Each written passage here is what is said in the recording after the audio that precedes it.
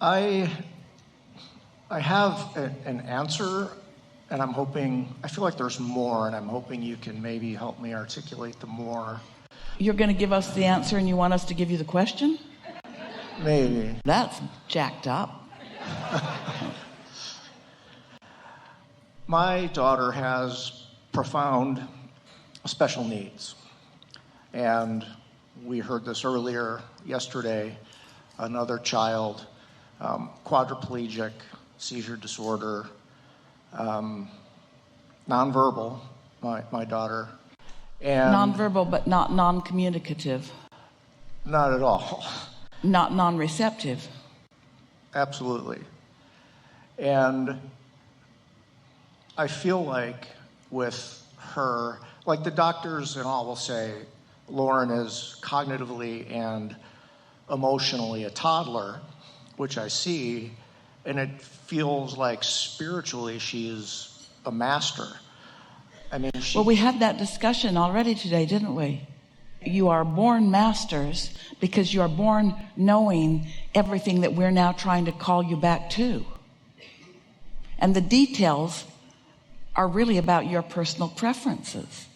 And so when someone's born as you are describing, those preferences are different than the preferences that others would have.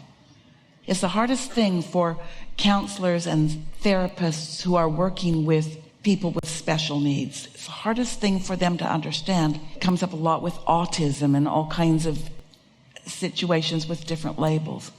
Most humans are wanting very much to bring everyone to some greater level of normalcy. And we say, you don't understand. This person went to a great degree of intentionality not to be born moldable like most of the planet. And that's why I say I don't know what my question is, or I feel like maybe I have the answer, or maybe there's like this watershed moment, because recently in a meditation, I could see Lauren just like I was in the sun and just feel her as the sun. Like you talk about a river of energy. She's like the sun putting out energy. You heard the conversation earlier about the younger they are. Yeah. Well, in this case, it's not the age, it's the intention.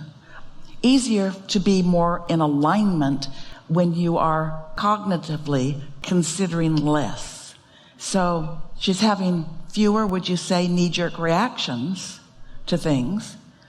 Are there things that yank her chain? There were, like with major medical issues that now haven't happened in a while. And like if we turn Barney off and she doesn't want us to. Because she knows what she wants. Yeah, absolutely. Yes. And now, like recently a friend suggested this, and when I see Lauren, I say, you know, you're an angel. And she just like squeals with delight and kicks her legs and like she knows it's true. It isn't because she understands the word angel. It's because you know what angel means to you, and you're radiating a vibrational conversation to her that she understands because she reads your vibration. The words are irrelevant to her. And maybe my question is this. And the answer is this. Okay. And then we'll see if your question matches. The answer is this. In your interaction, the dominant thing that you want to be aware of and do your best to accomplish is to be tuned in, tapped in, turned on whenever you approach her. Because that's the wavelength on which she will meet you. That's where she always is. She gives you the advantage. She's like a satellite dish that's beaming in what it's like to be an inner being. She's more like an inner being than any physical relationship that anybody has. That could work to your disadvantage because you could tune to that. It's why people appreciate some of their dear pets so much, because the pets are tuned in and they're not judging and finding fault and that sort of thing. So our encouragement to you is to still differentiate between her, this angel that's beaming a signal right down real close to you, and your own inner being. Know that you're calibrating to your inner being and then engaging with her, not taking your lead from her alignment. Can you say that again? This is the subject of conditional love and unconditional love. When you have someone like this in your life, who you spend a lot of time with and give a lot of thought to, you could, without meaning to, let that be the meter by which you set your gauge. And that's still as easy as that is to do. That's like Esther being married to Jerry, and all she had to do was notice the bliss of her life with him, and she was tuned in, tapped in, turned on. It was great until he croaked. And then, of course, he was not her only means of connection. She'd heard enough from us. But it took a while because it was really easy to feel good living that life with him. And so that's what we're getting at. You want to know what it feels like to really calibrate to who you are and enjoy that as well. All right. Thank you. Did that match your question? I think so. Speak it if you want. Speak what was on your mind. You talked a lot about the lower and upper emotional scale. And I guess I am confused about this. Ultimately, it feels really healthy, but in the meditation I did recently where I could just really see Lauren as the sun, then I would literally like fall over and just be sobbing with sadness, which I don't feel at all right now, but I know I did about like the losses and never be able to ride a bike and won't be able to talk or go to prom. You know, there's real like grief there. And then I'd stand up again and just see her in the sun. And it was just like...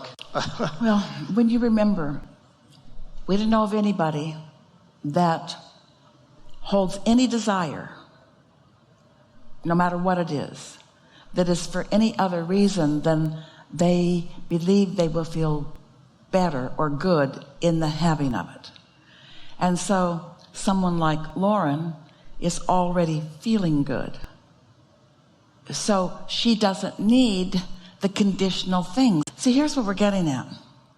Getting to ride a bicycle is joyful, but we want you to be joyful and then ride a bicycle. We don't want you to need to ride the bicycle in order to be joyful. And there are a lot of people like that need something all the time. If they don't have something presenting itself to them, then they're in a funk. And that's a hard way to live. That's a rough ride because there's a lot of different chain-yankable moments that are possible. That's why people like Lauren, spirits, make the decision. They deliberately make the decision. I'm going to be a teacher of unconditional love. I'm going to be in a position where even though I'm tempted, like most of the world is, to jump through hoops to please people, I'm not going to be one of those people. I'm not going to be one of those people. I'm just going to be tuned in, tapped in, turned on. It's a lovely thing. And often when we have conversations like this, most people would say, I would not choose that. I would not choose that to be my experience.